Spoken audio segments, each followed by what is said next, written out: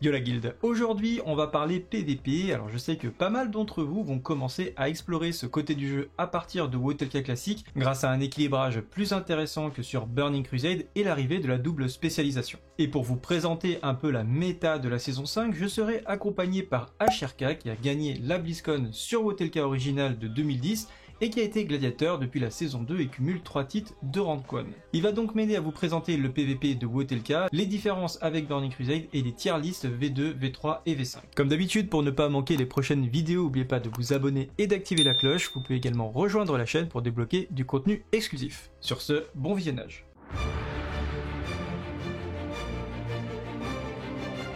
Et Yo HRK, comment vas-tu? Bonjour Camille, bah écoute, très bien, content de te Enfin retrouver. rien, parce que voilà, non, c'est la deuxième fois que j'enregistre. Donc là, on parlait dans le vent pendant 15 minutes et j'ai oublié de record. Donc on va refaire rapidement. Donc en fait, aujourd'hui, on va vous parler donc de la méta PVP de WoTLK avec HRK. Et tout simplement, on a parlé un petit peu de TBC.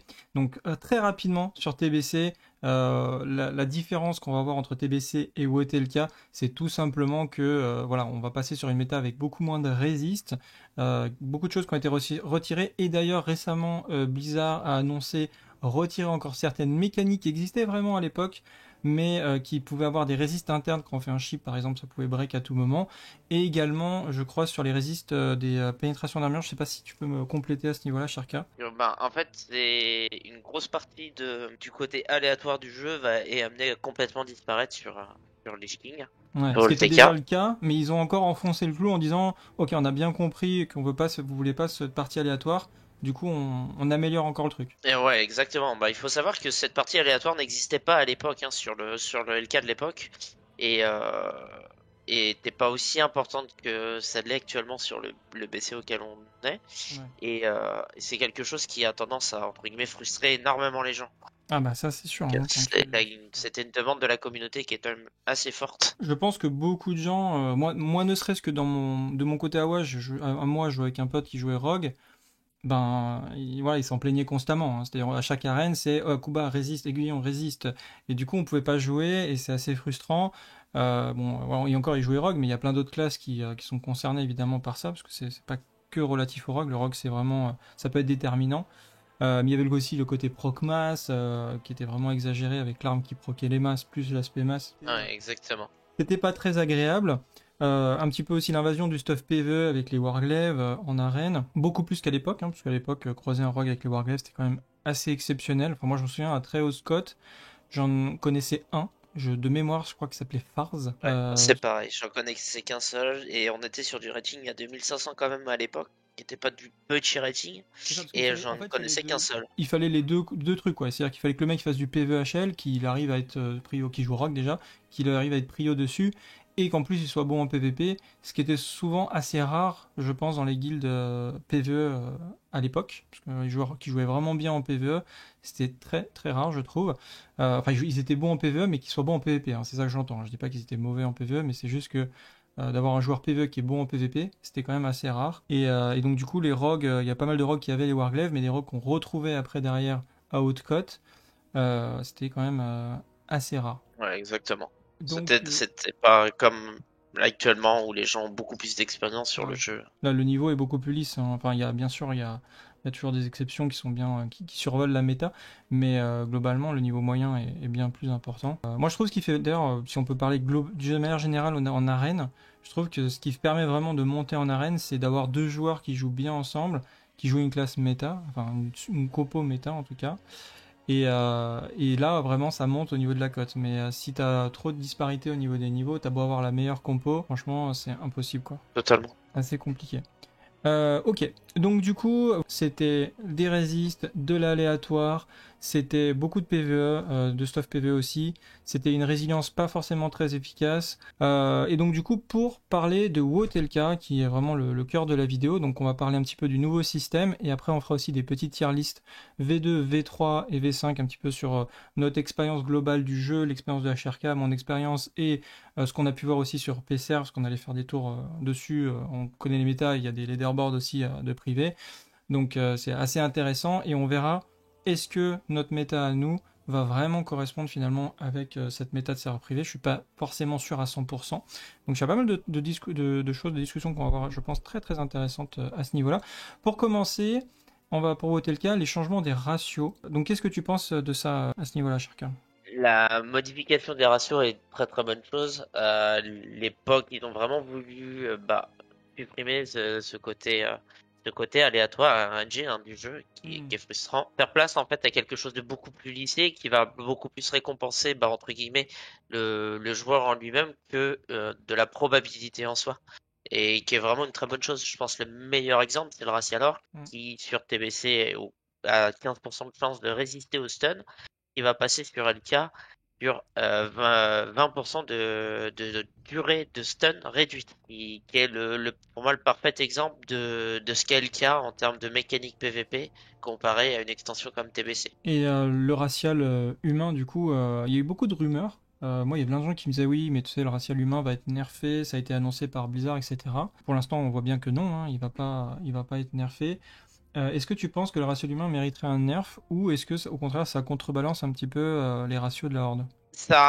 Entre guillemets, ça a été un petit peu, ça a été un petit peu ça à l'époque, en tout cas. C'est le problème des ratios, c'est que ça reste identitaire à une race et à une classe. Ça fait partie à la base du cœur du MMO et c'est très compliqué d'avoir un MMO entre guillemets équilibré. Est-ce Oui, que bien tu penses sûr. pas qu'ils auraient dû désactiver les ratios en arène, par exemple? Ça aurait dû être fait, mais depuis très très longtemps. Ça Hmm. serait inégal et injuste d'avoir laissé tout le monde passer côté Horde pour pouvoir jouer entre guillemets les classes méta, les races méta sur TBC. Et de sanctionner les joueurs qui sont, Tout par à fait. exemple, qui ont joué humain sur tout BC, qui vont enfin avoir une classe qui va être optimisée et ça serait littéralement en Non, fait mais injuste. je suis tout à fait d'accord avec toi à ce niveau-là. Je voulais dire, là où je vous dis, j'entendais ça, c'était de manière générale, c'est-à-dire depuis le début du jeu. Est-ce qu'au moment où ils n'ont pas introduit les arènes, ils auraient dû se dire, bon, bah, comme c'est compliqué d'équilibrer les ratios, comme les gens ils peuvent pas changer de classe, enfin, ni de classe, ni de faction comme de chaussettes, est-ce que ça ne serait pas pertinent de désactiver les ratios en arène, par exemple? Oui, ça serait même quasiment, enfin, pas mandatory, mais ça serait un très très bon choix de la part de Blizzard de se décider de dire, ok, on arrête les conneries, on supprime tous les ratios. Maintenant, le problème, c'est que eux, ils ont, pense pas pensé à l'époque, et que maintenant, de le mettre et de l'implanter, Ça je serait pense que ça devient trop tard, en tout à fait. fait. Non, mais là, je suis complètement d'accord. C'est C'est, comme moi, hein, quand on m'a dit, il y avait la rumeur du nerf du racial humain, bah, ça m'embêtait parce que j'ai fait un humain à la base. Moi, quand j'ai créé mon personnage sur Vanilla classique, je pensais déjà à Wotelka. Quand j'ai monté mon projet, ma chaîne, mon stream, etc., je me suis dit, c'est cool, classique, ça a marché, donc on va aller jusqu'à Wotelka. Et du coup, j'ai fait un mage humain, j'ai fait un guerrier humain, j'ai fait mon paladin humain, parce que je savais que le racial humain serait fort et qu'il m'intéresserait. Mais c'est vrai que ça fait quand même pas mal d'années de souffrance parce que Vanilla, côté humain, c'était une purge. À partir de la phase 2, on se faisait camper partout. Les BG, c'était un enfer. Et c'est vrai que ça serait complètement dégueulasse que, bah voilà, on a enfin des ratios à peu près corrects, des bons ratios sur tel cas, et ben non, en fait, on désactive les ratios en arène. Donc ça serait effectivement assez frustrant.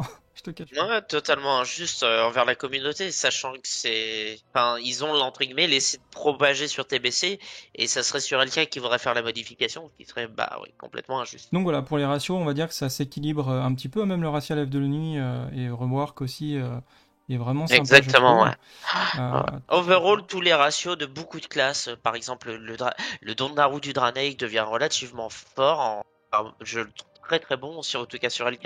Mm. Le Night Elf, donc qu'on appelle le Meld, donc le Fufu Elfique sur LK est extrêmement strong, fait partie certainement de l'un des meilleurs ratios, Oui, si parce que ce n'est si t'es très peut-être fort, même le meilleur ratial. tu peux absorber n'importe quel instant comme un vanish de rogue. Hop, tu vanish, tu peux refufu. Alors que le feral n'a pas de vanish de base.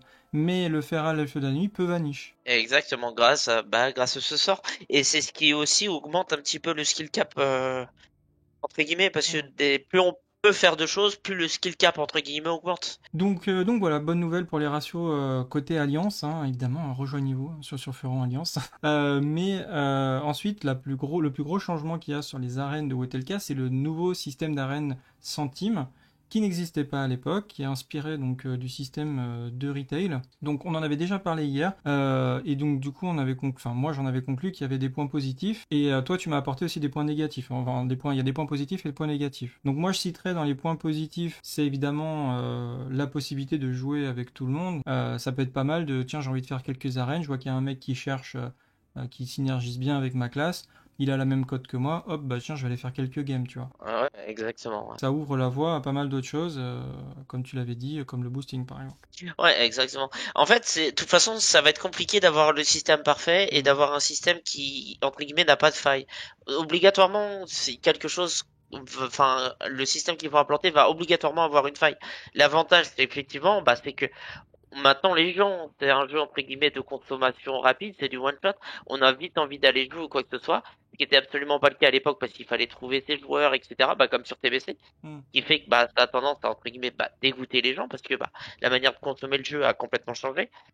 Et du coup, bah ce système-là est beaucoup plus adapté parce qu'on pourra aller jouer avec n'importe qui quand on veut, sans trop se préoccuper de la cote, même si ça restera toujours important mais on s'en occupera un petit peu moins. Mais par contre, effectivement, la grosse faille de ce système, et qui est exploitée actuellement sur Retail, c'est pour le boosting, c'est un énorme avantage, mais aussi un gros défaut.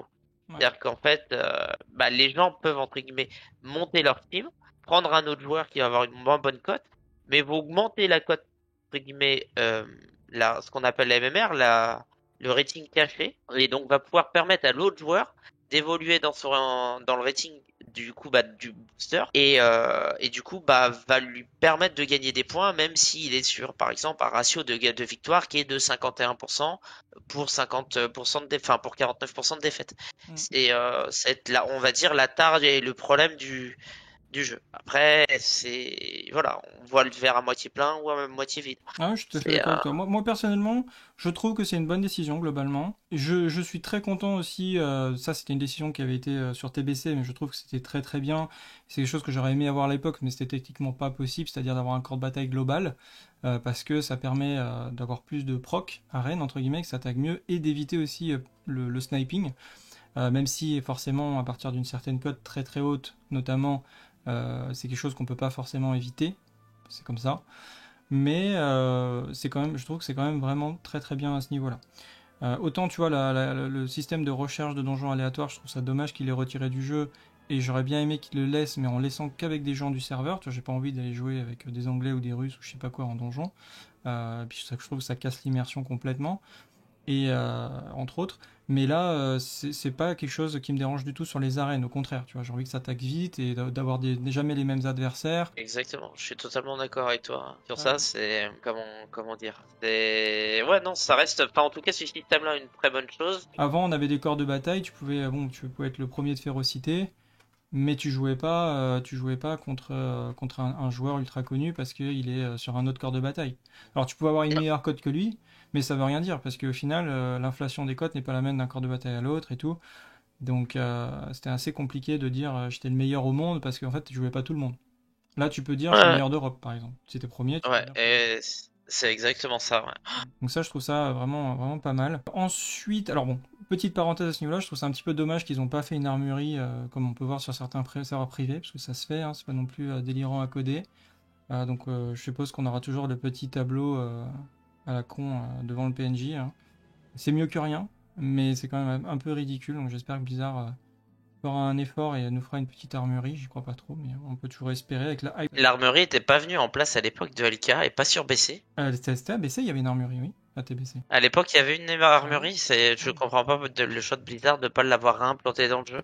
Bah parce que Si ça y ça les était à embête, l'époque. je pense. Ça doit avoir un coût, il faut payer quelqu'un pour le faire. Donc là, je pense que l'ambiance un petit peu de développement de Wotelka, c'est on fait zéro développement ou le minimum syndical pour maintenir des abonnements.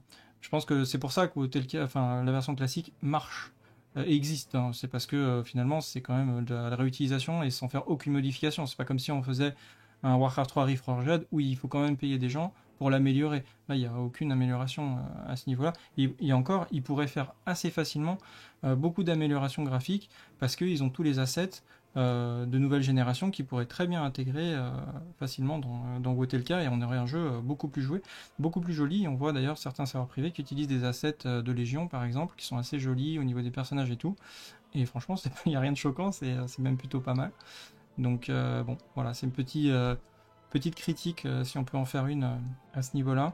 Ensuite, on peut parler donc des points d'honneur. Donc c'est pareil, c'est une discussion qu'on a eue tout à l'heure en fait sur les points d'honneur qui étaient quand même assez compliqués à obtenir sur TBC.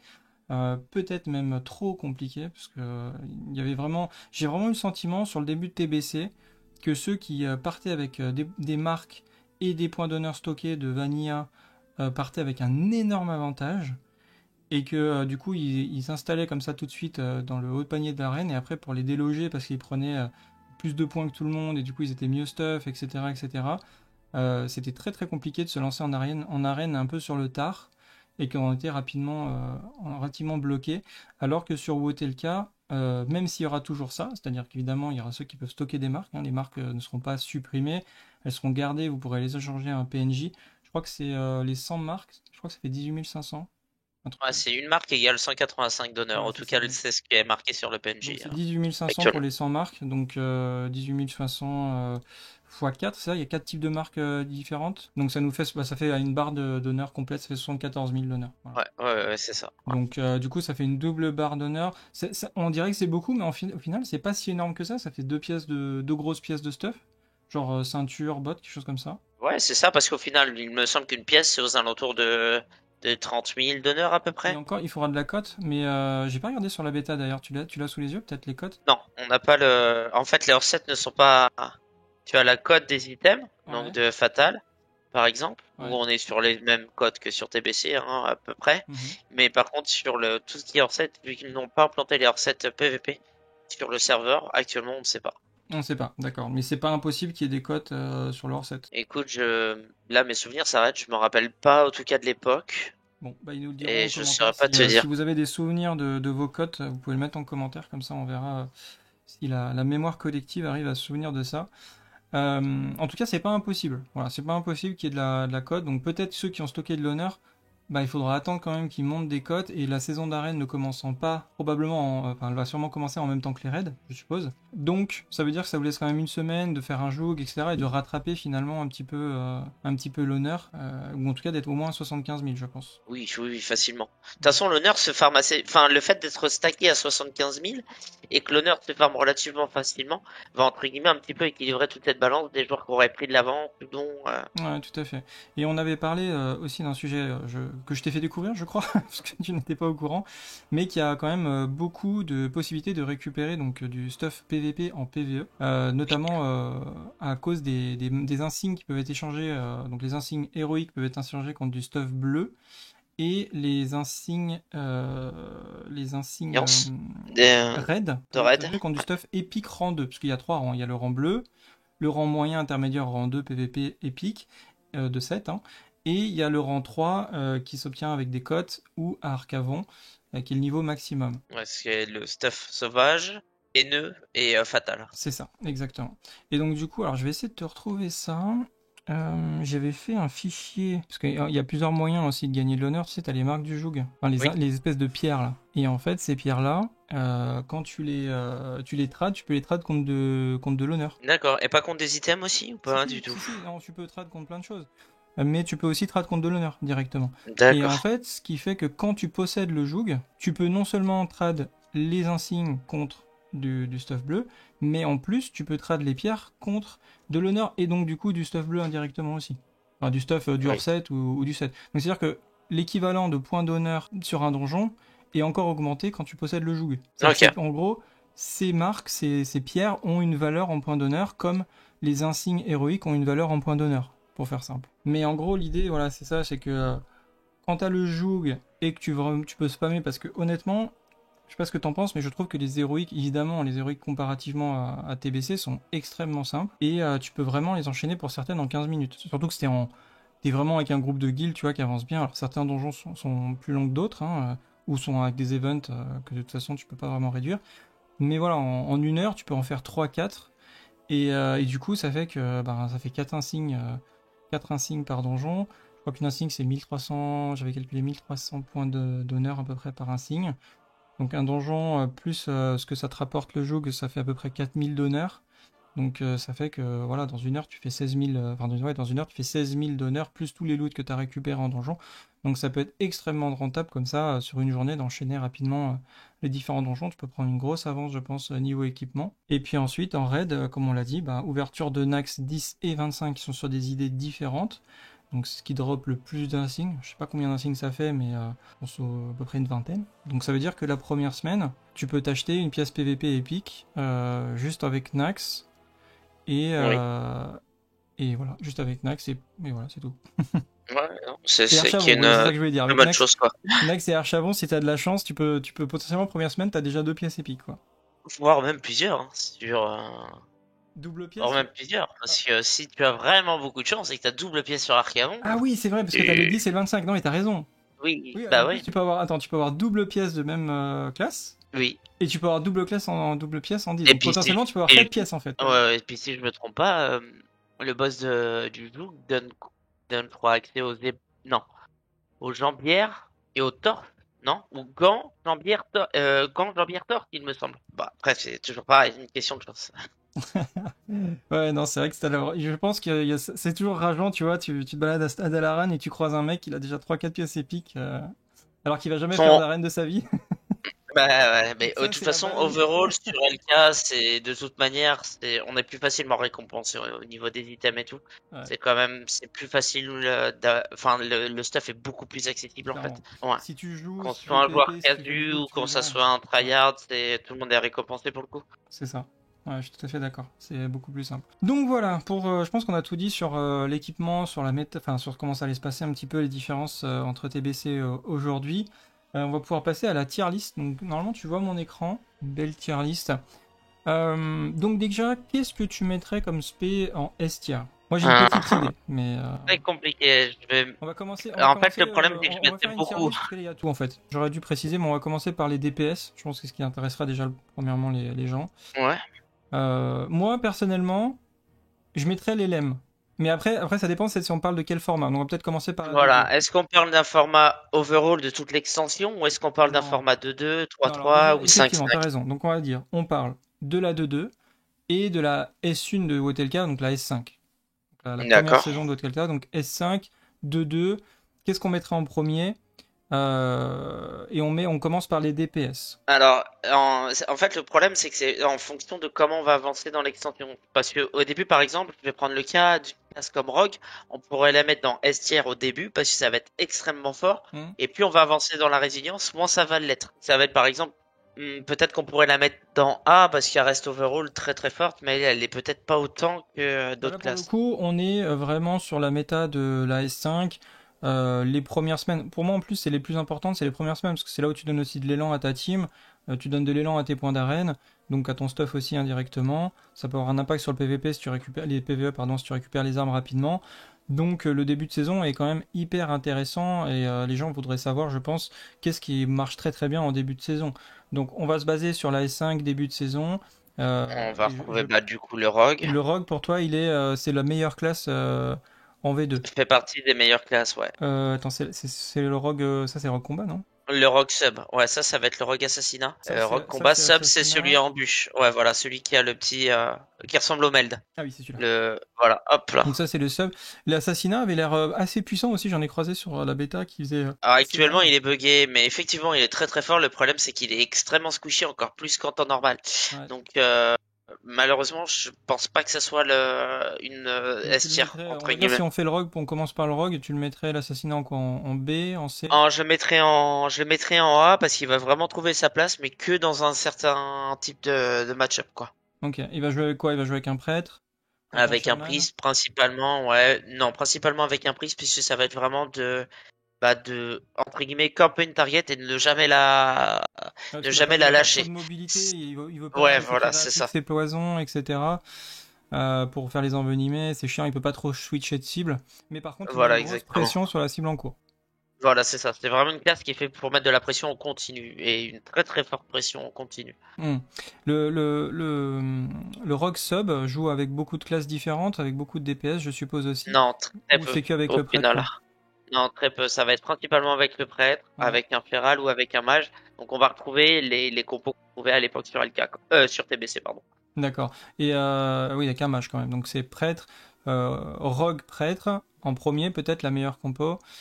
Puis rogue feral, rogue Moi, je mettrais rogue et mage double au-dessus rogue du là, rogue non? feral, ouais. Ou double rogue aussi. Oui, oui, Ouais. oublié, mais oui, oui. Double Parce que rogue double rogue, extrêmement c'est quand même fort, pas hein, mal, hein. sur LK, c'est Surtout extrêmement au fort début, aussi, hein. avec double pied refusé et compagnie, sur un sap, laisse tomber quoi. Oui. Ah ouais, C'est c'est une très dinguerie quoi. compliqué. Si t'as pas de paladin pour pile. Très très fort. Après, dans les autres classes qu'on pourrait mettre qui va être relativement strong, bah, on va retrouver le DK qui va être très strong dès le Excuse-moi, on début. n'avait pas fini avec le rogue combat, je le mets en D ou ça se passe comment? Euh, le rogue combat, c'est malheureusement, c'est l'une des peu de spé qui fait partie, enfin, qui est accessible en PvP. Enfin, c'est vraiment, oui, on a inversé les logos. Le logo que tu as mis là, c'est le Ah, c'est combat, celui-là. voilà. Ok, Et ok. celui-ci, c'est Autant assassinat. pour moi, je confonds toujours les deux en fait, c'est horrible. Ouais, ouais, oui. Non, Ok, donc le le rogue combat en combat, bas, malheureusement, on va il le mettre trouvera en D. difficilement sa place, quoi. C'est un one shot à l'open ou rien du tout. Donc Ça marche. on va pouvoir le mettre en D, je pense. Ensuite, en S tier, quoi d'autre? Bah, je retrouverai le DK. Le DK. Le Tu mettrais le DK DK implique. au-dessus du Preg? Oh oui, je pense, parce qu'il peut jouer beaucoup plus de compos Ouais. et il est entre guillemets difficile à counter. Le DK, donc une Oli. Exactement, voilà, un pied. Les autres spé du DK ont des. La DK Frost, on pourrait le mettre en A. Ouais, Et malheureusement, le DK 100, on va pouvoir le mettre en D1. Ça va être absolument pas du tout viable en PvP. ça va. Ça me va, ouais. Ensuite, on a donc le DK. Est-ce qu'après le DK, on mettrait le Preg ou pas? On Sachant qu'il a pas d'icône, hein. Donc, effectivement, il est un petit peu en hybride entre le raid et le protection. Je pense qu'on peut le mettre en S tier, hein, de toute façon, le Prague. le raid, tu le mets en quoi? Le raid, ça serait peut-être plus en A. Plus en A. Il est bien, mais c'est pas non plus la meilleure des classes. C'est une très très bonne classe, mais c'est pas. C'est un peu fragile en fait, comparativement au Preg, c'est-à-dire tu le fais que bulle et après tu le tues quoi. Ouais, voilà, c'est assez fragile. Donc on va mettre le Preg du coup en S tier. Donc l'aspect Preg, hein, c'est une spé, pour ceux qui connaissent pas, c'est une spé hybride, rétribution protection, on joue avec un bouclier et une main heal.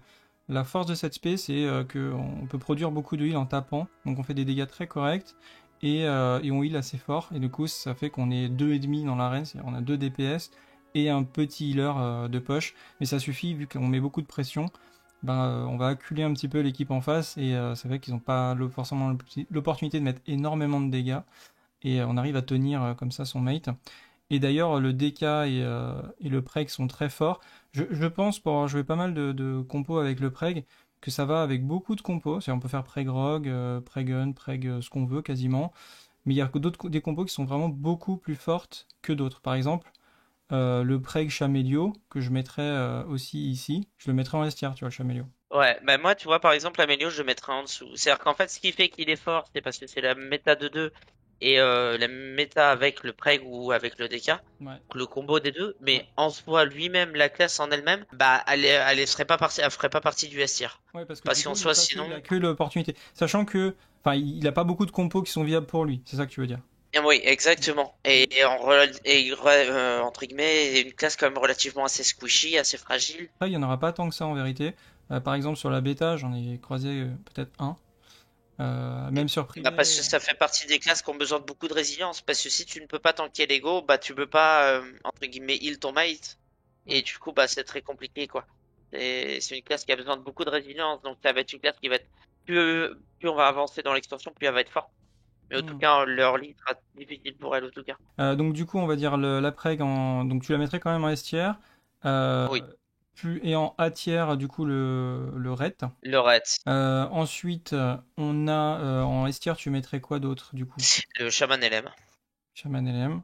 Avec un démo destru, avec un Avec paladin. beaucoup de choses. Avec beaucoup de choses. On peut jouer avec vraiment beaucoup de choses. On peut jouer avec un disque, on peut jouer avec un démo destru, on peut jouer avec un rogue, on peut jouer avec un paladin heal, on peut jouer avec un paladin preg aussi. On peut jouer avec un raid, Ouais. un druide feral. Après, certaines de ces compos sont plus difficile que d'autres à jouer. Ouais, Notamment c'est un LM peu comme Destruit est Loki en fait. relativement C'est-à-dire facile à que. jouer comparé à une LM Ouais, Feral, bien quoi, sûr. qui va être beaucoup plus compliqué. Ok. LM Mage aussi est très fort. Donc LM, vraiment un peu dans tous les formats aussi, même en V3, je pense que tu as pas mal d'opportunités. Classes qui vont être les plus performantes sur LK du fait qu'elles sont extrêmement polyvalentes, que ça sont de 2 en 3-3-5-5, quelle que soit l'extension, enfin la saison, je veux dire. On est d'accord que classement overall d'ESP, l'LM serait premier. Dans la catégorie DPS, peut-être pas. Ah ouais. Mais il serait dans le top 3 pour moi. Parce que moi je vois, enfin, de Wotelka, ce qui m'impressionne le plus, c'est le burst du Chamelem. C'est quand il est vraiment bien joué, avec des bons timings sur le bump, sur le route, etc. C'est quand même hyper compliqué de counter l'LM, quoi. Il met tellement de debuffs, il tape de très très loin, avec l'instant, il peut tellement changer la game en une seconde. Il peut assister, évidemment, genre il a pas vraiment de faiblesse, tu vois. Le ki, Bah, la classe est justement. très forte, mais en soi aussi, ça reste un caster. Et le problème du caster, c'est que, entre guillemets, t'as besoin d'uptime ou quoi que ce soit. Hmm. Il y a beaucoup de choses dans le jeu, qui peuvent counter, entre guillemets, le Shaman LM. Et notamment, de la façon dont joue la team adverse contre un Shaman LM, c'est assez joué contre. C'est relativement facile à, entre guillemets, contrer.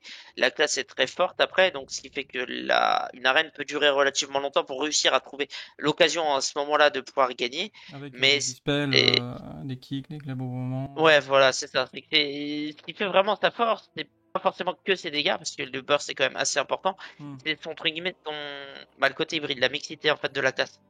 Le fait qu'elle a plein de possibilités sur chaque seconde d'action, qui fait que la classe est vraiment très forte. Pour moi, je pense avec le démo et le DK, ça va peut-être faire partie des 3 classes les plus puissantes, je pense, du jeu. Hmm. Ouais, Le je pense DK, aussi. à voir encore comment va fonctionner l'extension, Après, on mais a vu très bonne classe. il y avait cet aspect de saison aussi, qui plus on avancera dans les saisons, plus il y aura l'impact aussi du stuff PvE, notamment certaines armes légendaires, et du hors-set ou des trinkets PvE, qui pourront influencer notamment les mêlées, qui vont peut-être reprendre un peu l'avantage sur les dernières saisons. Oui. Ok, donc on a mis les LM en S tier, qu'est-ce que tu mettrais d'autre? Je mettrais le démon destruct. Très fort, effectivement, stun instance, Extrêmement puissant, le c'est succube. relativement bien joué, c'est une classe où c'est très difficile de jouer contre, Ouais. notamment le fameux combo avec la succube et donc le charme et la Shadow Fury into Fear, qui fait Hmm. que du coup bah il contrôle tout simplement 2 targets en fait Ouais. dans une seule arène de façon enfin simultanément, ce qui fait que du coup bah ça ouvre énormément d'opportunités.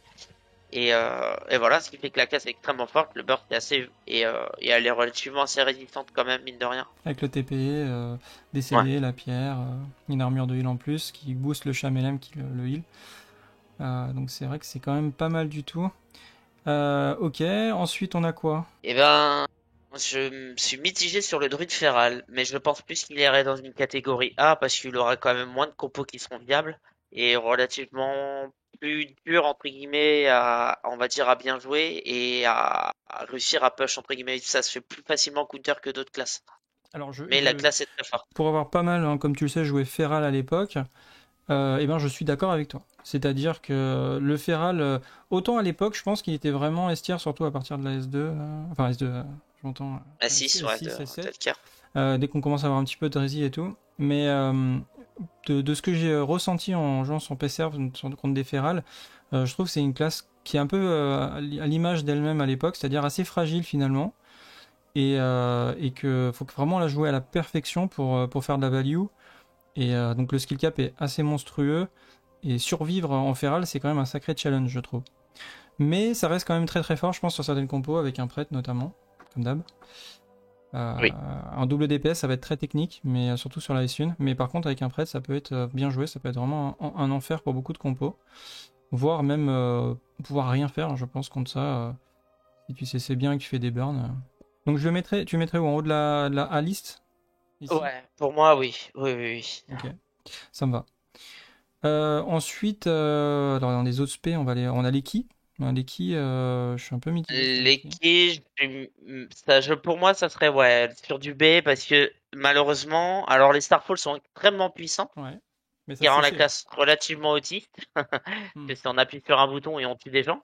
Ouais, c'est vrai. Mais en dehors de ça, la classe est forte, faire des dégâts, etc. Mais c'est un caster hybride, donc comme beaucoup de casters hybrides, c'est relativement difficile à entre guillemets à master parce Hmm. que bah, le making decision qui va être le plus important sur les classes hybrides, et ben c'est ce qui va faire que vous allez être bon ou vous allez être mauvais dans cette classe. Oui, parce C'est que pas le fait de faire des dégâts, mais ça va être le fait de savoir quelle décision il faut prendre à quel moment.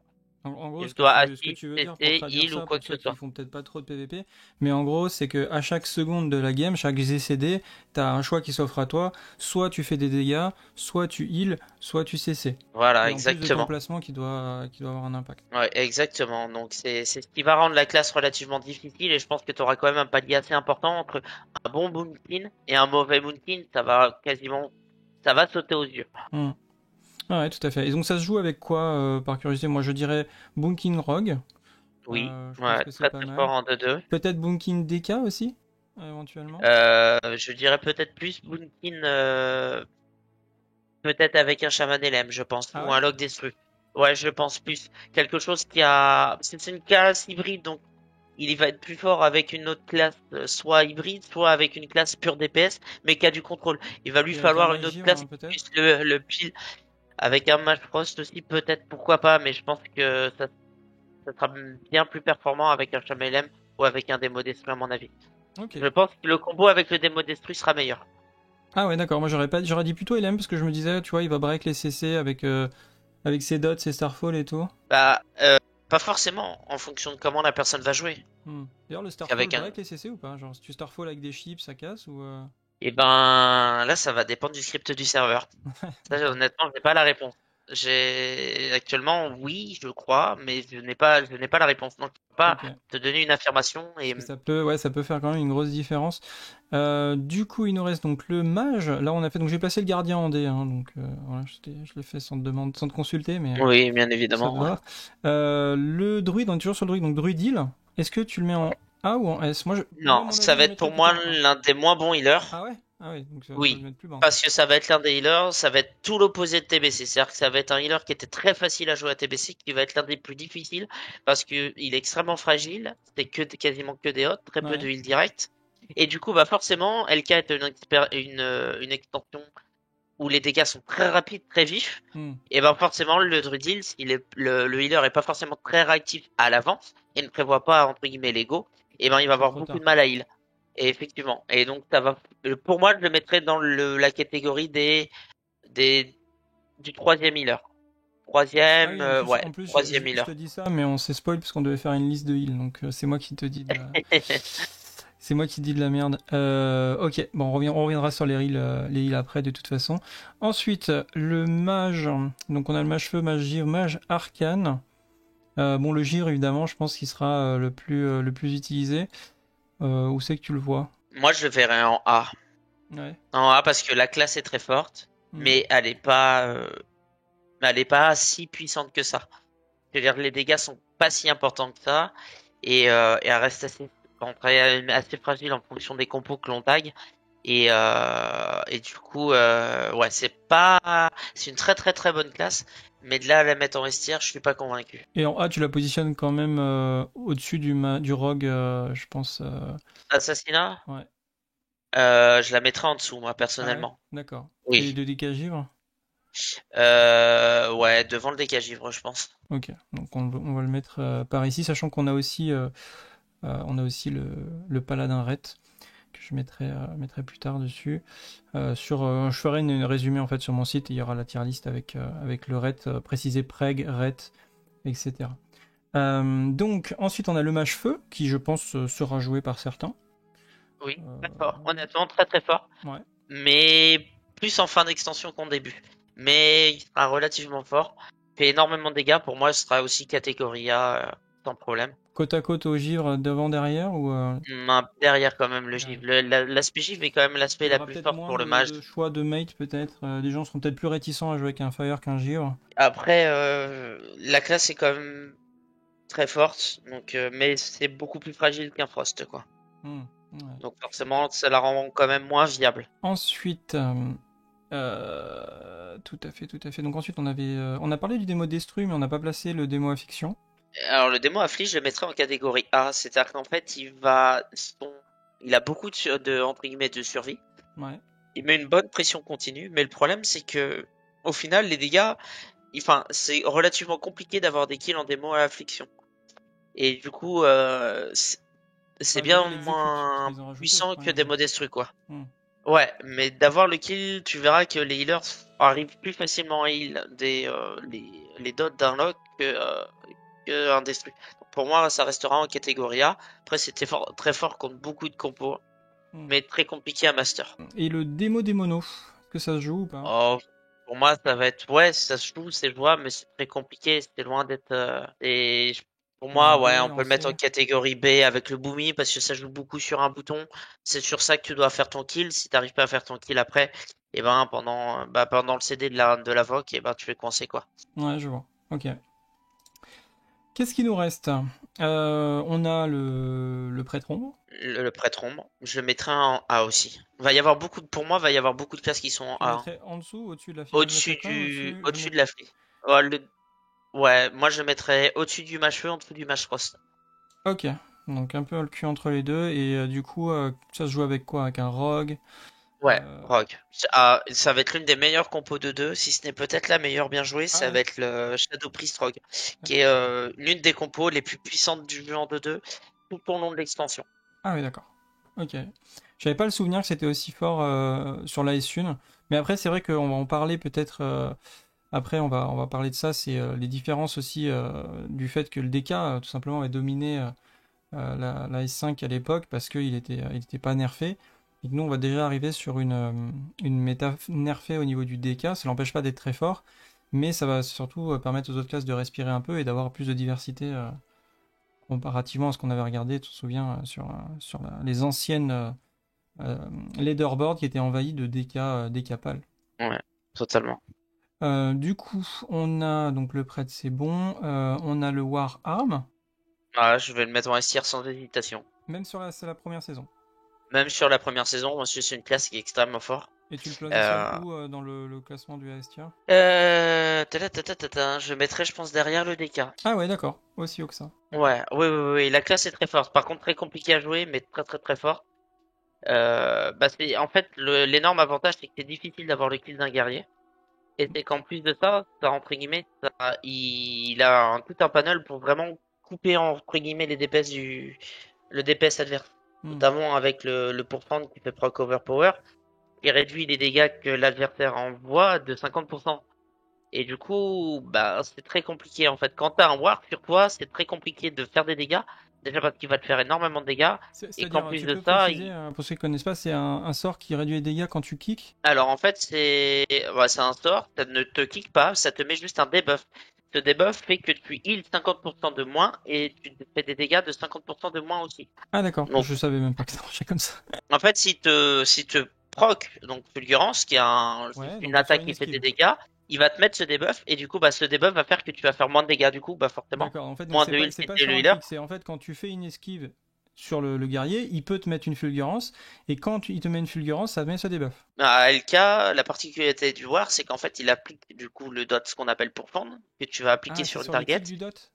Oui, voilà. Et en fait, Ah, d'accord. le dot, à chaque fois qu'il va proc, va donner une probabilité de chance d'avoir Hmm, ce proc, ce qu'on appelle cette chance de lancer une attaque fulgurance. Et d'accord. c'est cette attaque, si tu la lances en même temps que le caster est en train de caster, par exemple, eh ben, tu vas lui mettre ce debuff là, et du coup, bah, forcément, ne pourra plus, entre guillemets, DPS à ce moment-là.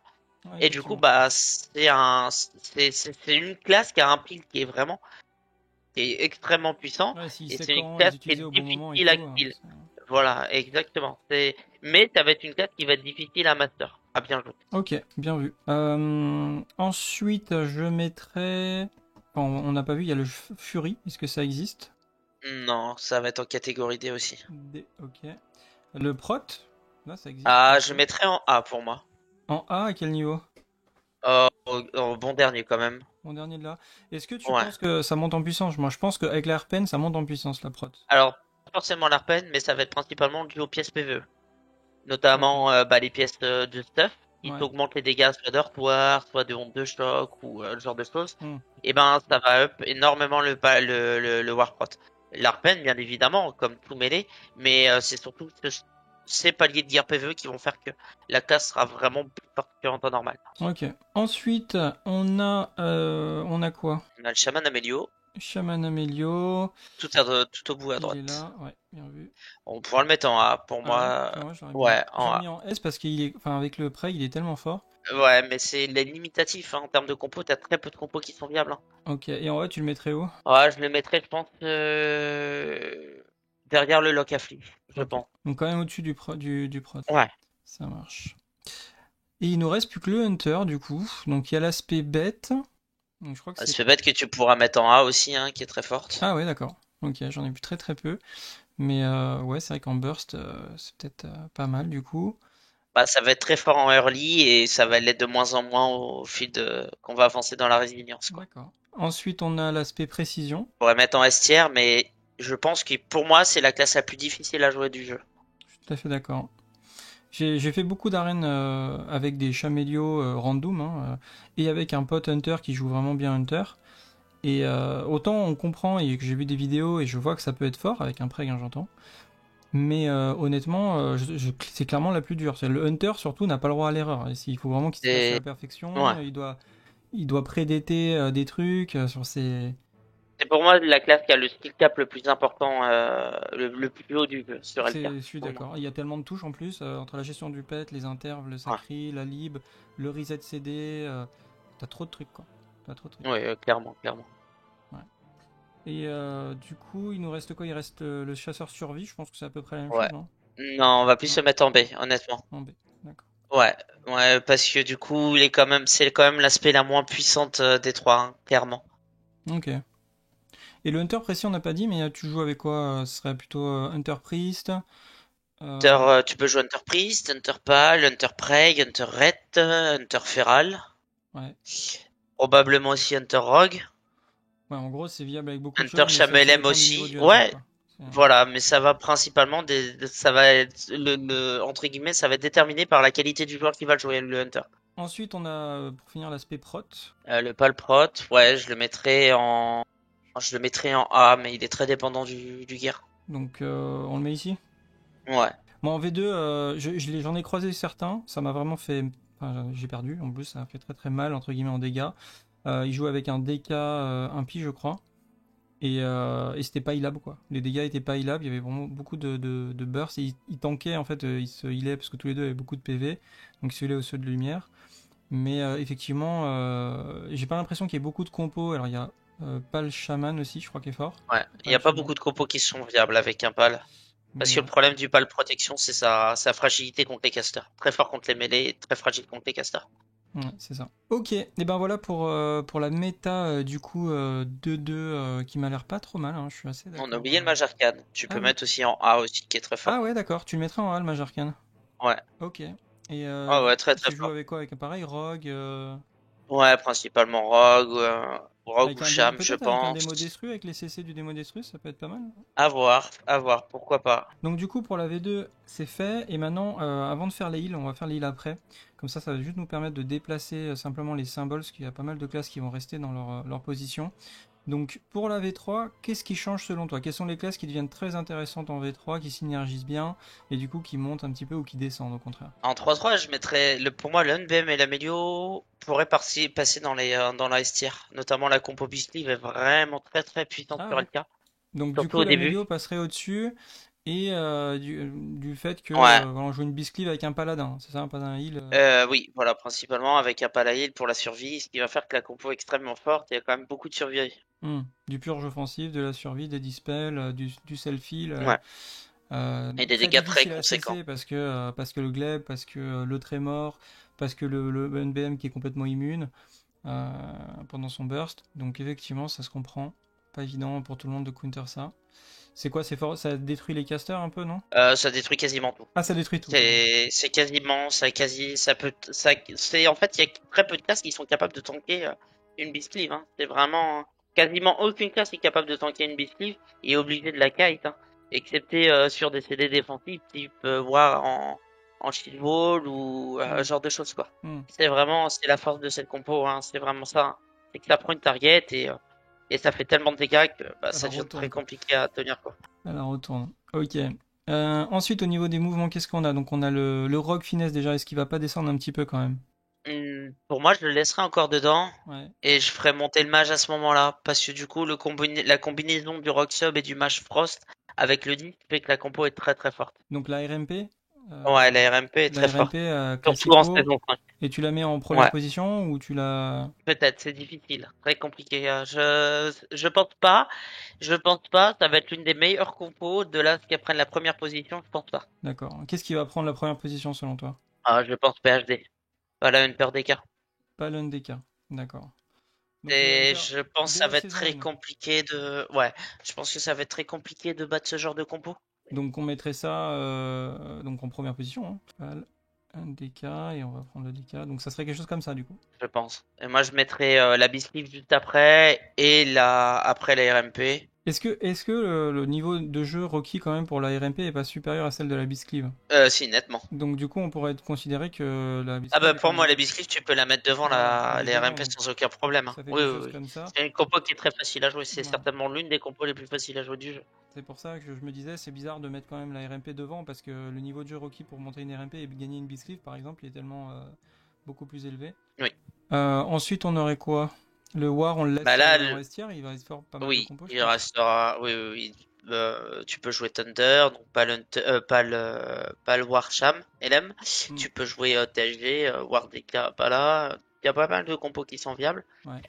Le break pour moi ne serait plus en STR, parce que pour moi c'est Ouais, je le suis bracket d'accord. 3-3 est très compliqué pour le break. Le prêt, du coup, moi, j'ai pas. C'est simple, sur les serveurs privés, il y a pas, quasiment pas de 3-3. Et aucune 5-5, évidemment. Donc, j'ai pas pu trop tester. Je pense qu'il y aura quand même des compos viables avec le Oui, prêt. Mais il y en a pas mal qui sont viables en 3-3, mais c'est pas non plus, c'est pas la meilleure des classes. ouais, Ça c'est pas. reste assez limité.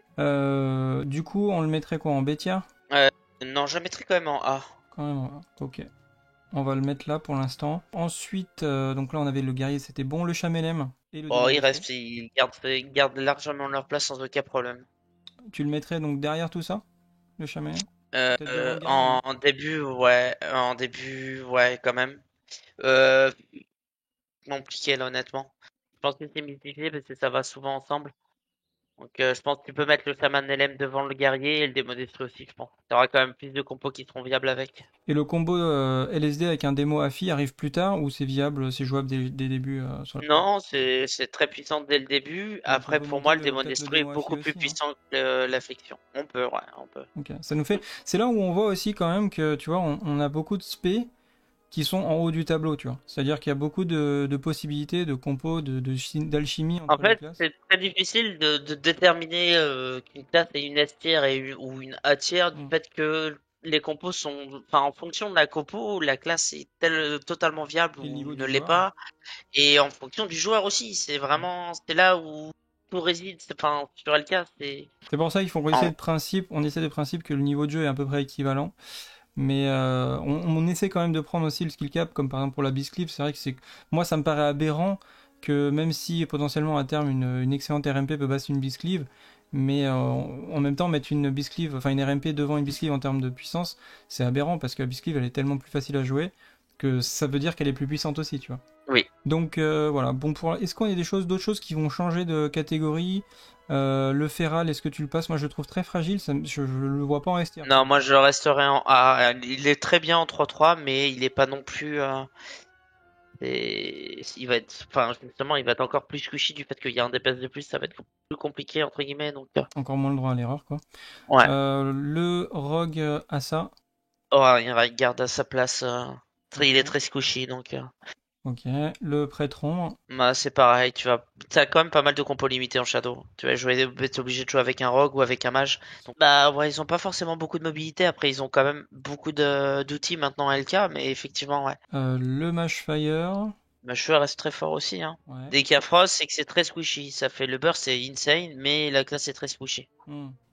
Est-ce que ça vaut vraiment le coup de jouer des Cafros quand on voit la puissance du Onoli? De différence, ça dépend du style de jeu. D'accord. Ça dépend totalement du style de jeu. Y a pas beaucoup de monde qui arrive à bien jouer le TK Frost. Quand c'est bien joué, c'est très très fort. Ouais. Mais c'est certainement plus facile de jouer une Oli que TK Frost. Ouais, d'accord. Le Warprot, donc qui va se jouer encore en man. C'est quoi? C'est Man Cleave avec Hunter.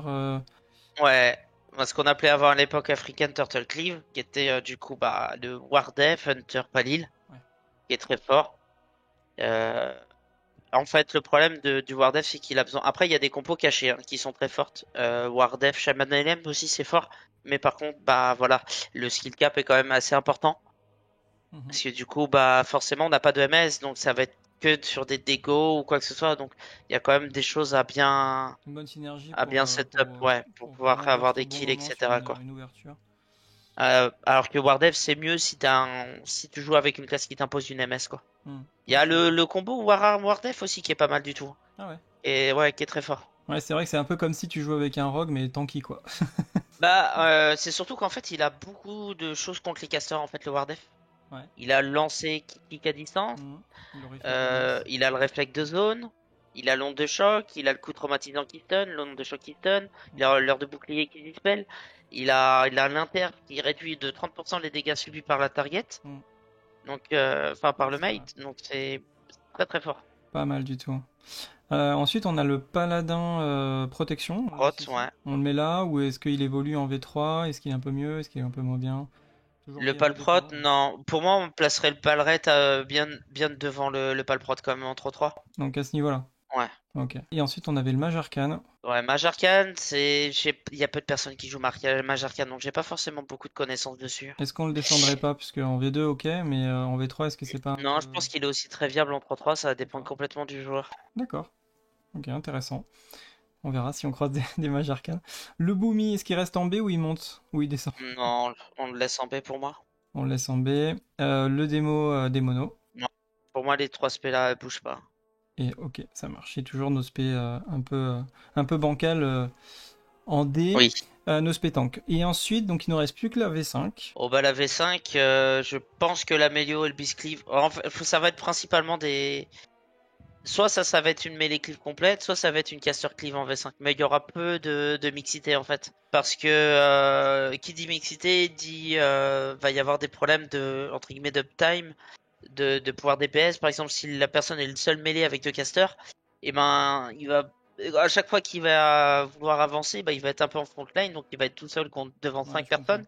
Ce qu'on Et peut donc ça va être faire, compliqué quoi. Ce qu'on peut faire éventuellement, comme la V5 c'est un peu particulier quand même, que souvent on va faire des compos avec les joueurs qu'on a sous la main, parce que déjà c'est pas évident de tag en V5.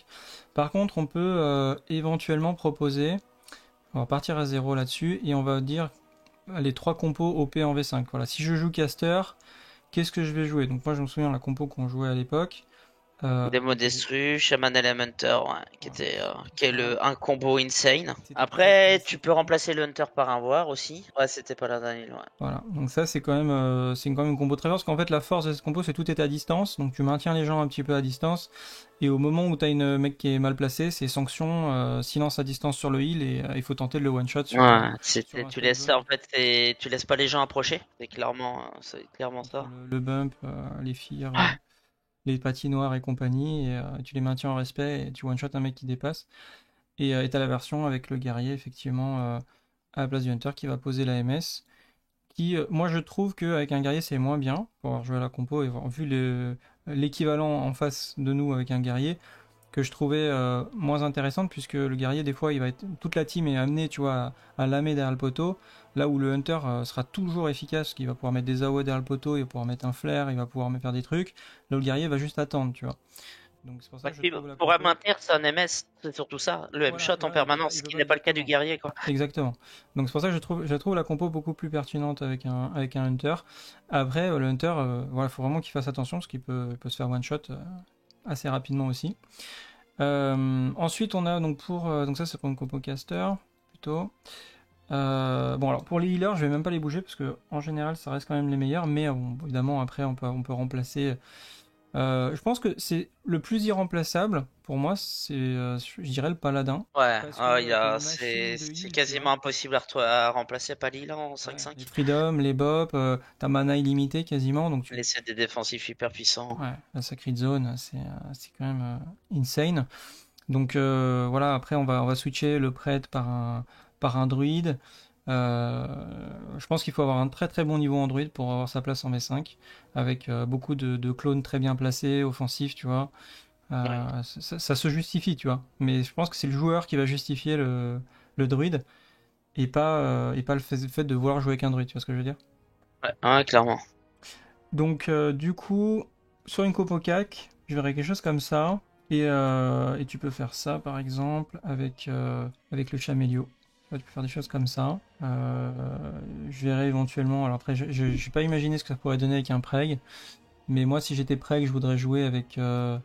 Tu vois, comme ça. Moi, je mettrais bien un DK. Preg avec une compo 4 DPS mêlée. Je Ah ouais? mettrais bien le Pal Preg avec une compo 4 DPS mêlée. Ah, c'est pas bête. Ah ouais, tu pourrais pousser le 10 Et je comme mettrais ça, quoi. DK, Amelio, voire Preg par exemple, Avec un. avec un disque derrière. Et ouais, tu peux mettre le disque effectivement, parce que tu gardes quand même les avantages du paladin. Et Et t'as pour les moi, autres. ouais, je pense que ça va être une des très bonnes compos. Ou certainement aussi, ça va être le combo un peu Beastly amélioré, c'est-à-dire un BM, Amélio, enfin un Beast, Amélio, DK. Je pense qu'il va être un très beau combo avec un Palil qui, à mon avis, J'imagine ça va être déjà une la des gueule des compos games, qu'on va quoi. Genre, croiser. le mec il se Ah, fait hook. c'est- Le mec il se fait hook, purge en plein vol. Quand il atterrit, il est bien reçu, je pense. ouais, je pense que ça va être très compliqué. Surtout que ça va aller sur des healers, genre de choses, grip, strangulate Ouais, c'est ça. et full DPS C'est dessus. ça, on peut pas, ça je rappelle qu'on ne peut Et pas trinket le Strangulate sur Wotelka. On peut le dispel, mais on peut pas le trinket. Et le dispel est quasiment impossible avec un preg sur la tête. Donc, ouais, je pense qu'on va avoir des compos comme ça. Après, c'est très compliqué de trouver, de savoir que bah, la 5-5 ne joue pas sur aucun private. c'est vrai. Et, Je sais pas. et puis, à l'époque, bah, il y avait des patchs. Donc, en fonction des patchs aussi, les compos changeaient. Même la V3, je trouve que c'est assez compliqué de se projeter parce que elle est peu jouée. Elle est jouée, mais elle est peu jouée sur Private. Alors on a des bonnes idées par rapport au méta de l'époque. Mais la V5, pour le coup, c'est le néant. Il y a rien. On n'a aucune info. On sait à peu près comment, voilà, comme on l'a vu là, les compos qui semblent être intéressantes. Mais au final, sur privé, ça fait des Et- années que personne n'a fait de 5-5. Donc ça va être vraiment la découverte. Peut-être il y aura Oui. des compos vraiment exotiques qui vont exploser tout, Oh, comme celle-ci, certainement. hein. Comme celle-ci, par exemple. C'est vrai que Ou j'avais pas des 4 pensé, mais boomies, ou des trucs dans le genre un peu bizarres. ouais, Ou... Enfin, voilà, ouais, quoi, ouais, ça non, va être mais carrément. vraiment. Ou double démo destru, double chamélem pali, ou des trucs de vraiment. Ça se trouve pas, on sait pas. C'est très compliqué de pronostiquer. Non, je suis d'accord. Enfin voilà, on va découvrir cette méta. En tout cas, on a voilà, une compo grosso merdo mêlée et une compo caster. Et puis voilà. Alors au niveau des healers, pour finir. Oh, bah, le euh, choix va être assez facile, hein. alors donc, est-ce que la team, on va commencer par la 2-2, mais bon, je pense qu'après le classement change pas tant que ça en vérité. Ouais, il changera pas, quel En que soit le STR, tu bracket. mets quoi en premier? Le Ah pal ou bah le prot? Paladin Heal, le Paladin heal, Paladin ok. Heal sans aucun problème, D'accord. le disque, Ouais. et après en catégorie, enfin tu peux pas les mettre, enfin même en A je trouve que ça va être compliqué, si je mettrais le Druid Heal en A et le Shaman Heal en B peut-être. Ah, le chamanil, il est Et vraiment sanctionné quoi. en fait le problème c'est que c'est le seul healer qui a aucun CD défensif, mais En littéralement fait, ils aucun sont CD partis du défensif principe que du tu jeu. avais bouclé terre et ton armure et que ça suffisait quoi. Bah c'est ça, Et l'équipe c'est-à-dire que les. c'est un petit peu le mineur qui vient avec sa petite pioche et sa lanterne et qui va creuser au fond de la mine alors que t'as le mec à côté avec son bulldozer. C'est pour ça que C'est ça un marche petit peu bien ça, avec, quoi. avec un paladin protection, parce que ça lui apporte la survie qui lui manque en fait. Ouais, après il y a une compo qui est très forte pour le, enfin deux compos qui sont très fortes pour le Shamanil, c'est Shatterplay, donc le combo Shadow Mage Frost Là, Shamanil, là, parce on que est que bah il sur va la avoir. V2 là pour le coup. Ah oui, Très très pour la peu. 2-2, bah pour le coup ouais il y a très peu. Shamil Feral très fort, Shamil Palprot, c'est Ouais. quasiment le Donc peu qui va. Et si Shamil Lock qui est deux très combos fort, qui marchent quoi. Shamil Lock qui est très fort aussi. Shamillock. Ok. Et le druide en matière, il joue avec quoi? Il joue avec des rogues, il joue avec. Non, il joue quasiment qu'avec du Lock Ouais. et avec peut-être des cas. Ouais. Ok. Pas grand chose hein, de viable Android il est en 2-2. Et c'est marrant pour ton classement de la 2-2 en S tier en heal. J'aurais mis le prêtre en premier, mais ça c'est aussi biaisé par le fait que je jouais Preg. C'est vraiment la classe qui me posait plus de problèmes. C'était pas du tout le pal, mais c'est le prêtre à cause du Ah, dispel parce qu'il offensif. dispel par deux. Palil, tu vois, le Palil, pas le War, pas le DK, ça va être très compliqué. Ça va être des match qui vont être difficiles à tuer. Pas le Log, pas le Shaman aussi, c'est très. En fait, dès qu'il y a un Palil, bah, ça va être ça va pas être aussi évident ça, Et tu vois, c'est d'avoir marrant un parce que kill. moi en Preg, par exemple, tu vois, je suis content quand il y a un palier en face. C'est-à-dire quand je tombe contre Palil War, je suis content, tu vois. Que enfin, ta classe et ta compo fait que c'est viable contre, mais par contre, tu vas taguer je sais pas moi, un disque Malfrost, Ah bah bah, c'est l'enfer. c'est perdu. C'est pas, c'est même pas, c'est perdu. Et Ouais, ouais, bah ça c'est la magie de la 2-2, c'est la malheureusement. magie de la 2-2, on est d'accord. Donc voilà. Et pour la 3-3, du coup, est-ce que ça bouge un petit peu Non, pour moi, non, non, Ça pas du reste tout. comme ça. Ouais. Ok, donc le pal qui domine, et puis même pour la 5-5, ouais, on est à peu près là-dessus aussi, je pense. Est-ce que le chaman, il est pas un peu mieux en 5-5 ou pas du tout? Non, pas du tout. C'est même encore pire parce que vu qu'il a aucun CD défensif, il apporte rien à la team, Ouais. à l'équipe. Le Cham sera plus viable en Amélio ou en LM. Et en 3-3, le cham, il a des choses à faire ou pas? Oui, en Shatterplay avec le Shadow et le Mage ou MLS, Mage Lock Cham. En fait, il a besoin de jouer avec une classe qui peut lui pile en fait des mêlées. Contre les Hmm. casters, le Shaman Lee, il est très fort, tout comme toujours. Mais contre des mêlées, ben, il n'a pas forcément beaucoup d'outils. Donc, il a besoin de jouer avec des classes qui peuvent lui pile des mêlées. Ouais, Et je vois. rien de mieux qu'un mage pour pile pas des mêlées, hein. Ok, et ben voilà, je crois on a fait le tour. Est-ce qu'on a oublié des choses? Je crois pas. Je crois qu'on a Après, pas- hein, le problème est qu'on pourrait parler pendant 4 ou 5 heures, hein. Il y a tellement de Non, non, mais ça, c'est possibilités sûr. que. Bah écoute, je te remercie HRK pour ton aide, Ouais, de c'est rien. hyper cool, encore une fois, de discuter avec toi. Également, n'hésitez pas, donc évidemment, à aller visiter la chaîne d'HRK. Je vous mettrai tous les liens en description qu'il faut pour aller voir sa chaîne. Et puis à la prochaine HRK. Ciao. Et bah ouais, au plaisir.